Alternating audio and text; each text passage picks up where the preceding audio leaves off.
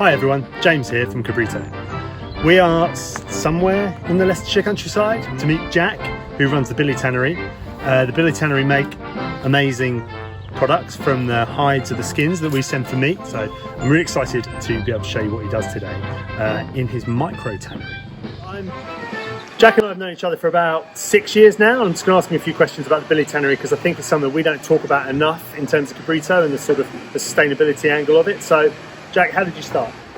So I got started with goat leather. Originally my dad is a farmer, so he had goats on the farm. Boar goats. He had some boar goats on the farm that I was helping him sell, and then I came across Cabrito. Didn't you send me like a direct message on Twitter at like 10 o'clock at night? I tweeted you and you came straight back and said, yes, I've got a load of goat skins. So I'd started looking into whether we could tan the small number of boar goat skins that we had, and quickly realised that it needed to be much bigger in order to make it worthwhile. So when you said that you had a load of skins, I was like, right, we've got something we can do. So, and that's all great in terms of an idea, but how did it go from it being an idea to it being that? Lots of time. Lots of time, lots of emails, lots of trying to work out how it was even possible, because there's not that much in terms of leather industry in the UK left anymore. So the question, it sounds like an easy question. I've got some goat skins, can you tan them? The answer is normally no. So we had to build our own tannery to do it. What is the process and the science behind turning a skin of a dead animal into the products you make? So I mean, it's quite a long process with lots of different steps, but the simplest way I can put it is that we basically trying to take out proteins in the skin that are going to make it go off. So we have the animals killed, say, on a Monday, week 1. How long does it take to get to bag? What week's that, and what are the time slots in between? So from skin to bag is months. So the first stage, we have 2 drums here. You can just see one here, but we have 2 drums. The first one is where we do the beam house, which is the first stage. That is basically we put it into lime, which is common lime that you would use on the field for fertilizer. The skins will tumble in the lime, and they swell up. You get rid of the hair of the drum. But there's another stage which is the enzymes that go in, which is called dating. And that basically is another stage of helping to soften the skins and make the leather nice at the end. But those enzymes, what we use now, they come in a powdered form, but that is largely why leather has the bad reputation that it does, is because those enzymes used to come from manures of various forms. Dog, pigeon, you name it. The enzymes in poo are the same thing kind of that we're using. But you've gone from salt to wet process, so they've gone through the liming, as it were, and then the third process is the tanning itself. Right, so that's a fair amount of chemistry goes on to make sure it's ready to go from one drum to the other. But then that's basically what happens straight away. We take them out of the drum, move them down, throw them into the next drum, and that's when we do the tanning. So that's the mimosa extract goes in there, which is a bark tannin. So it's a kind of a powdery bark essentially, and that is literally the tan in tanning. So you go skin, wet process, tanning, drying, and then you might be able to just see it in the background. I think we'll probably go and have a look in a minute. So that's basically just a hot room. We toggle the skins up, is what it's called. So you're basically toggling them up on a frame, and then we try and get all the moisture out. So it takes about 24 to 48 hours per batch that we've hung up, but we can't hang up 100, so we do it in 25 at a time. So if you were doing one skin, for example, you could actually do the stage 1 to drying, you could have the whole thing done in 3 or 4 days? Something like that, So just going back to the sort of pollutants and the toxins involved in tanning historically, how is what you do different from what used to happen? But in the UK, there are such stringent rules about what you can and can't do that it's actually relatively clean if it's done properly. And our big thing here was about minimising waste of any kind.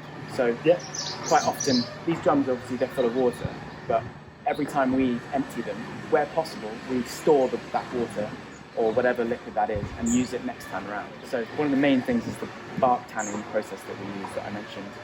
We use that process because essentially the bark is a natural product. If that happens to get out onto the land, it's not going to cause any issues. Yeah, okay. Whereas in industrial processes in leather, there are all kinds of things that are much harder to control. So they synthesize the tannin that is actually really chemical heavy.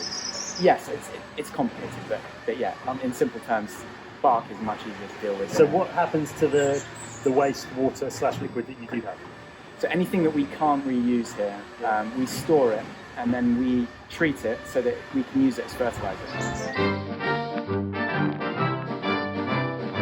think it's quite easy to look at a leather jacket and say that's got nothing to do with food, but actually that leather has come because it's a byproduct of the meat industry. So that's really important to tell our story and try and put a positive spin on leather, because it can get a bad rap. And actually, what we're doing is dealing with a waste problem that was there and turning it into something amazing. What I'm really interested as an idea is the further we seem to be moving along at the moment and realising the problems we've created in sort of a post-war agriculture, we're actually going backwards and doing things the way that they used to be. Yeah. So how different from 200 years ago, this sort of thing would have been quite common on a much smaller scale? Yeah, I mean, it's hard to know exactly, but there were thousands and thousands of tanneries in the UK. Traditionally, that was something that every local area had, because every local area knew that it had this waste product that it could turn into something. So this is the normal leather. So this is called crust leather, and this is you can see why. It's like cardboardy, and that is what vegetable tanned leather looks like when it's finished. Okay. Goods is this goes off to our finishing partner in just outside Northampton, and they go back in the drum. They get dyed, and they get some fats added to soften them up a little bit. Okay. And that's basically it. They get dried again, and they get a slightly light oil coat, which gives them a bit of protection. It's the grain that is the sign of quality, right? So why is that? What is the grain? So the grain literally comes from the hair follicles. So it depends on the animal. Goat is particularly grainy and pebbly because it has a thick hair. For us anyway, in our products, we're trying to maximise the natural qualities of goat leather, which is that pronounced grain pattern. Yeah. And that is what you don't see quite so much at this stage, because it hasn't been worked to bring it out. Okay. Most people just think leather is leather, and there's no difference between any leather that you'll find on a jacket in Primark versus a jacket you might spend thousands of pounds on. But there are so many different types of leather. It depends on what animal it comes from, how it's been tanned, how it's been treated. The more we found out about goat leather, the better it is. It's a really hardy animal. Yeah. The leather has great strength, but it's also relatively thin, and so you can use it for lots of things. So it's strong, thin.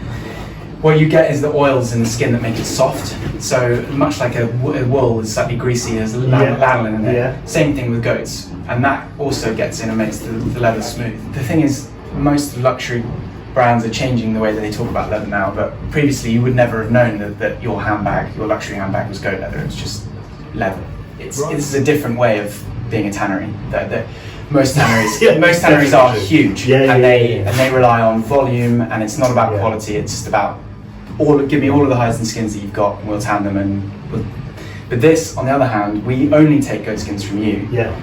So we know that where these come from. Yeah. We do this on a small scale that wouldn't be commercial if we were selling leather to people. But because we take the leather and then we make it into bags, we add value at that point. Yeah.